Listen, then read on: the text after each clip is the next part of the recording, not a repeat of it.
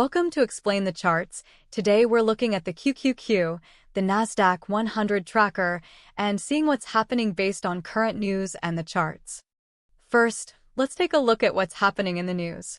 As you can see from our Google search, the market is currently volatile with investors reacting to the upcoming U.S. presidential election.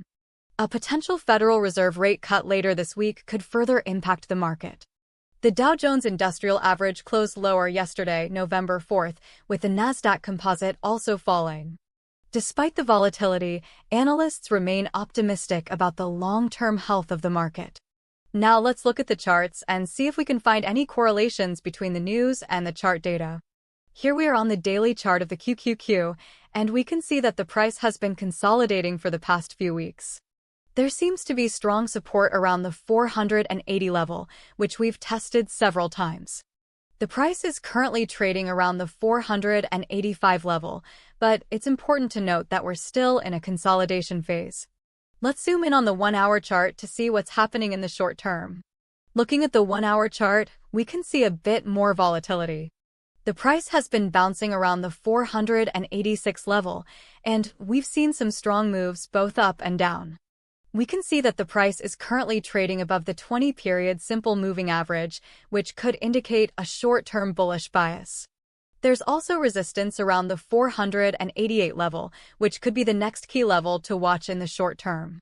We're still in a consolidation phase, but it's interesting to note that the price has been forming higher lows on the daily chart. This could suggest that the bulls are starting to gain control. Now let's switch to the 15-minute chart to see what's happening in the very short term. The 15-minute chart reveals a lot of price action, with several rapid up and down movements. It's important to note that this chart doesn't really give us any clear trends or signals that we can use to predict the near future. We are still in a consolidation phase, so we have to wait and see how the price reacts to the news coming out this week. If the price breaks out above the 488 level on the hourly chart, it could signal a bullish move. On the other hand, if the price breaks below the 480 level on the daily chart, it could signal a bearish move. The election outcome, especially regarding economic policy and the Federal Reserve's rate decision, will likely be the biggest factors driving the price in the coming days. To recap, the QQQ is currently in a consolidation phase, with strong support around the 480 level on the daily chart and resistance around the 488 level on the hourly chart. The next key levels to watch are the 488 level on the hourly chart and the 480 level on the daily chart.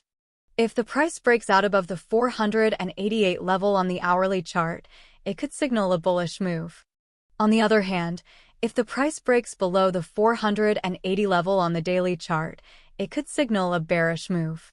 The election outcome and the Federal Reserve's rate decision will likely be the biggest factors driving the price in the coming days.